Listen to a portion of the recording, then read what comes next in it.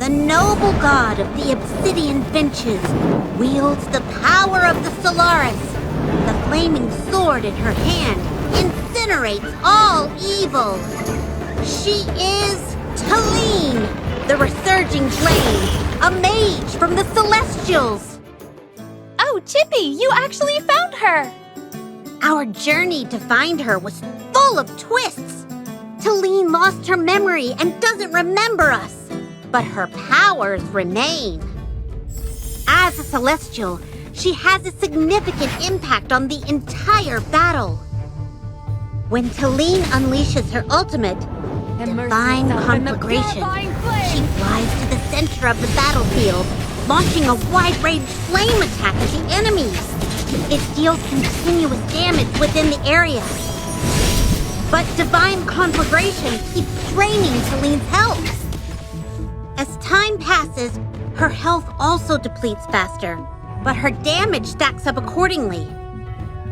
The second ability, Radiant Resurgence, generates a warm current that heals her allies whenever Talene loses health. Conversely, whenever her health is recovered, Talene generates a surge that damages her enemies. Casting this skill summons the Heavenly Fire by consuming a portion of Talene's maximum health, the flames damaging all enemies within the area. In battle, Talene keeps sacrificing her health for greater area damage and healing effects. So by draining her own health, she can easily fall into a critical condition. However, as the resurging flame, Talene is fearless and never backs down. Through her third ability, Blazing Ascension, Talene resurrects in flame, returning to the battlefield after a set period of time. As long as her allies are there, Talene can keep resurrecting, rejoining the fight every time. Upon resurrection, Talene causes explosive damage and knocks back nearby enemies. And after activating her exclusive skill, Pyre of Renewal, Talene grants the pyre to one ally at the start of the battle. Enemies around this ally will keep taking damage from the pyre. Pyre of Renewal will strengthen, and its damage will increase over time. When strengthened to a certain level, the ally granted with Pyre of Renewal will also gain Talene's resurrection ability, transforming into flames upon death and reviving after a short time. Note that the resurrection ability granted to her allies can only take effect once per battle. The holy flame never dies, and hope remains eternal.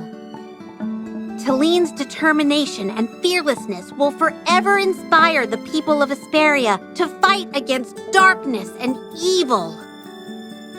Speaking of the people of Asperia, do you remember Kruger's plan to rebuild the clan? I heard that after much effort, Kruger and Magister Merlin have brought many changes to the Grimmaw clan. Yes! Now the Grimmaw clan have great respect for Magister Merlin. I hope they will get along well with more clans in the future. Now it seems Walker also needs some help from us and Alkali. That's right. Ever since the Quicksand Claws were defeated, they've scattered into smaller factions, causing chaos and trouble in Alkali. The Bounty Hunters have formed a small alliance, but they need more members and camps to handle surging quests. The leader of the Bounty Hunters, Silverbeak, provides a reputation quest every day, and completing it earns reputation points. Reaching a certain reputation level unlocks new story quests and helps you establish new camps with the Bounty Hunters. As reputation level increases, rewards like upgrade materials for artifacts, title, frame, and avatar can also be earned. I thought bounty hunters were all outlaws. Didn't expect to see such heartwarming moments. Their lives are way more colorful than you would ever imagine. Let's accept Walker's invitation and visit Alkali. We can help him out while experiencing a new way of life. And besides these quests, There's another new way to explore all of Hesperia, and that's Crystal Clash. Recently, Evergreen Conservatory discovered a form of magical crystals that seem quite profitable. That's right. They're known as crystal geodes. At the event, you'll find these crystals all across Hesperia. You can opt to protect any unguarded crystal and start setting up defenses around it. Defenses? Do you mean others in the overworld can come and seize them in battles? Yes! When others discover your crystal geode, they can attack and challenge your defense from outside in. The more defense points they defeat, the more rewards they can claim. Mining crystals takes time, so rewards will arrive only when the guarding time is over. Wouldn't it be better to bring in some helping hands to handle it? Yes, it's best to invite a teammate to help you guard the crystal to make your defense impenetrable.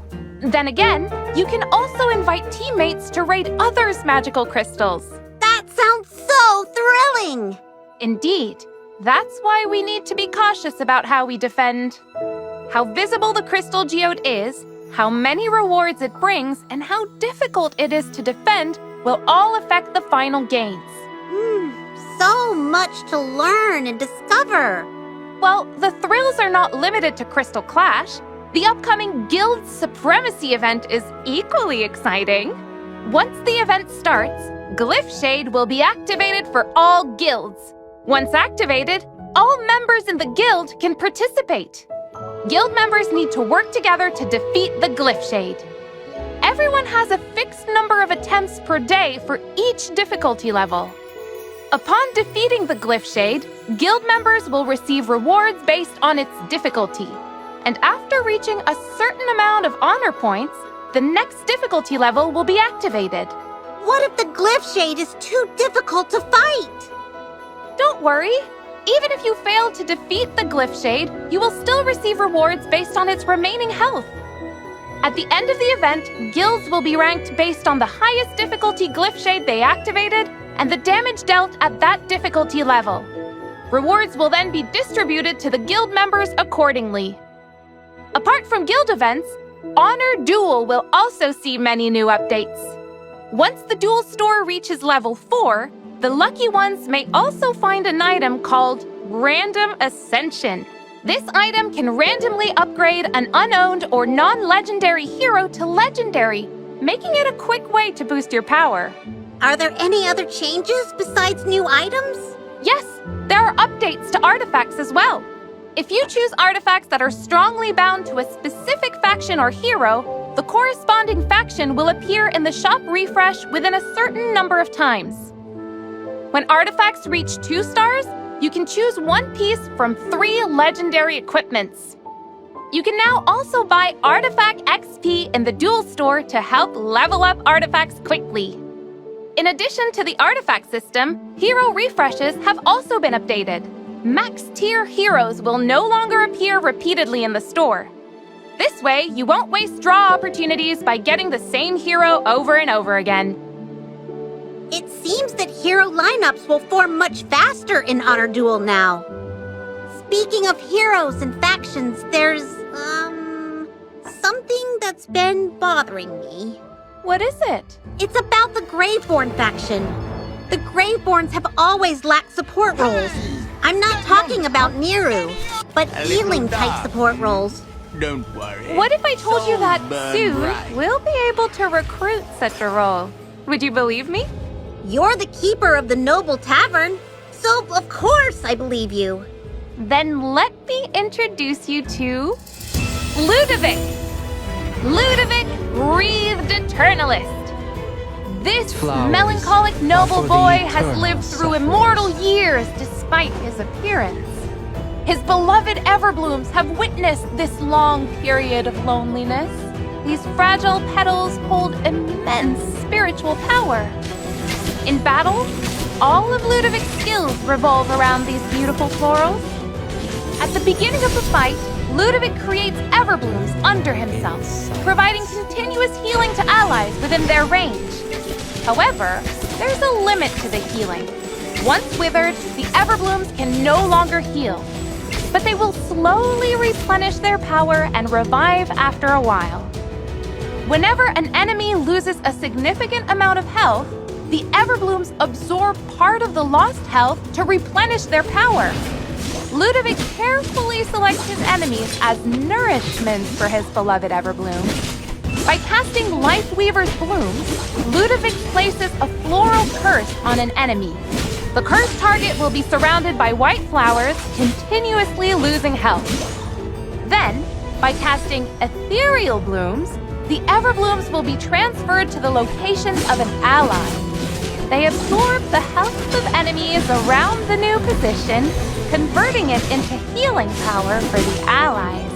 By adjusting the position of the Everblooms, absorbing enemy health, and converting it into nourishments, Ludovic provides sustained healing benefits to his allies. His ultimate, Eternal Serenity, moves the Everblooms to a new location again, this time erupting multiple large healing waves. Each wave restores a significant amount of health to all allies within range. And upon unlocking his exclusive skill, Ephemeral Berries, every time the Everblooms absorb a certain amount of health through Lifeweaver's blooms, berries will be produced. These berries will explode, dealing damage to enemies and providing healing to allies within range. Survival or destruction? Perhaps in Ludovic's eyes, the cursed enemies have already become true works of art. I look forward to meeting Ludovic in Hesperia, but I hear his story remains a mystery. Will we have the chance to get to know him and learn about his past? I'm sure we will. Ludovic isn't very good at expressing himself, but I believe we'll come across more stories about him in the future. Wow, there's so much we've talked about today. If it weren't for the tavern's debts that never seem to clear, I'd love to travel and explore. Didn't Cecia purchase a lot of deluxe services the last time she came? Yes, they were quite expensive. But she kept complaining about everything, so we gave her a lot of extra stuff. Oh, let's hope our new friends can help subsidize the expenses a little bit. Okay, don't worry, I'll handle the debt. What you should worry about is... Hero Drill is ending in a few days, so don't miss out!